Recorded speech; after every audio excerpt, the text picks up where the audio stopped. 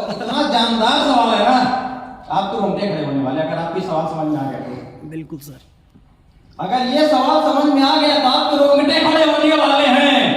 अब सवाल सुनने के लिए तैयार हो जाइए और प्रॉपर नोट करने के लिए तैयार हो जाइए, क्योंकि सवाल बहुत जानदार है। और ऐसा सवाल है, ये इतना गजब का सवाल है कि इस सवाल ने हमें लगता है कि ऑल ओवर वर्ल्ड से लगभग लाखों करोड़पति इस सवाल ने बनाया है, और नेटवर्क इंडस्ट्री के अंदर बनाया इस सवाल में। सवाल नोट करने के लिए रेडी हो जाइए।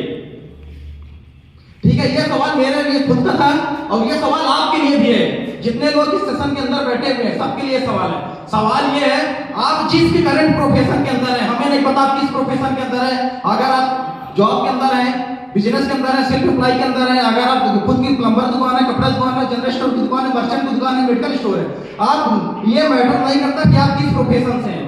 ठीक है, सवाल ये है कि आप जिस भी करंट प्रोफेशन के अंदर हैं, ठीक है, या मेरा नाम उमंग केसरवानी है, मैं इस करंट प्रोफेशन के अंदर हूं, क्या मेरा प्रोफेशन किसी भी प्रकार की महामारी या किसी भी प्रकार की वित्तीय संकट से लड़ने के लिए सक्षम है? क्या जिस प्रोफेशन के अंदर हूं मैं, क्या मेरा प्रोफेशन किसी भी महामारी या किसी भी प्रकार की वित्तीय संकट से लड़ने के लिए सक्षम है? मेरा प्रोफेशन एग्जाम्पल नेटवर्किंग को छोड़ के, माई लाइफ को छोड़ के, अगर कोई इंसान जॉब कर रहा है, सॉफ्टवेयर इंजीनियर है, कोई किसी इंसान की मेडिकल स्टोर है, किसी इंसान की ठेकेदारी का काम चलता है, या किसी इंसान का कपड़े की दुकान है, प्लम्बर की दुकान है, आंसर क्या है? अगर सवाल ना समझ में आ रहा तो फिर समय बता दूं।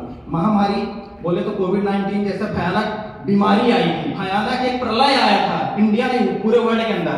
अगर आपका मेडिकल स्टोर है तो क्या चलेगा, कपड़े की दुकान है तो क्या चलेगा, प्लम्बर दुकान है तो क्या चलेगा, जनरल मर्चेंट की दुकान है तो क्या चलेगा? चलेगा? पूरे का पूरा मार्केट क्लोज, क्या चलेगा? आंसर आएगा 99% हमें लगता है लोगों का, क्या 100% लोगों का आंसर आएगा ना। और वित्तीय संकट क्या है? 2008 में बहुत बढ़िया वित्तीय संकट आया था, जीडीपी रेट बहुत तेजी से ग्रो हुई थी। उस समय में भी तो अगर हमने अभी डाटा अभी उठा के देखा, 2008 के दौरान भी डायरेक्ट सेलिंग इंडस्ट्री इंडिया के अंदर, नेटवर्क मार्केटिंग इंडस्ट्री दिन by day, day by day grow करती चली गई थी। पहला ये यानी कि अगर हम जिस प्रोफेशन के अंदर है वो प्रोफेशन हमारा सेफ नहीं है। सेफ क्या है? Network industry. वित्तीय संकट 2008 में भी आया था, 2008 में भी network industry day by grow करती चली गई थी। दूसरा महामारी कोविड-19 आया। कोविड-19 के दौरान लोगों की इनकम पूरी तरीके से क्लोज हो गई। कुछ लोगों की जॉब पे जो लोग जा रहे थे, अगर उनकी 50,000 सैलरी थी, बॉस ने बोला आपको 25,000 दिया जाएगा, आना हुआ काम करना हो करो, वर्क फ्रॉम होम, नहीं तो ना करो। जिनकी सैलरी 20,000 थी उनको हाफ कर दिया, जीरो कर दिया लोगों को। लगभग बहुत से लोगों की जॉब चली गई। लेकिन network industry day by grow करती चली गई थी। इसका सीधा साधा एग्जांपल मेरी खुद की टीम के अंदर है। और जो मेरे अभी लास्ट स्पीकर आशीष जी थे, कोविड के दौरान इन्होंने पल्सर बाइक खरीदा था, वो भी 100% पे करके खरीदा था नेटवर्क इंडस्ट्री से ही।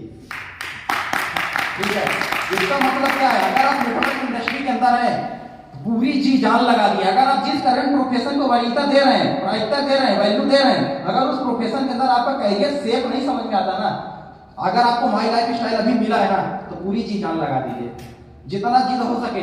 अगर आप 8 घंटे काम कर सकते हैं तो 12 घंटे काम करने की कोशिश करिए। 12 घंटा कर रहे हैं तो 16 घंटे 17 घंटे काम करने की कोशिश करिए। और कंपटीशन कभी खुद से, दूसरों से नहीं, खुद से करिए, और दूसरों से भी करना चाहिए। बहुत से स्पीकर का मानना यह है कि कंपटीशन हमारा खुद दूसरों से नहीं, मेरा खुद से है। जो लोग ऐसा बोलते हैं ना, मुझे लगता है वो फ्लॉप लीडर है, फ्लॉप है। अगर जब तक इंसान के जीवन के अंदर कंपटीशन नहीं होगा, तब तक वो इंसान कुछ नहीं कर सकता। कंपटीशन का होना बहुत जरूरी है जीवन के अंदर।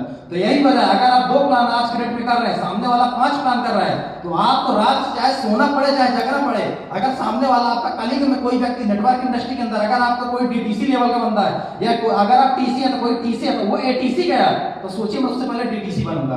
पहला सफलता का मूल मंत्र मेरे हिसाब से यही सवाल से यही वैल्यू रखते हैं। Okay, thank you so much. तो सेकंड सेशन कैसा रहा? गजब। अब हम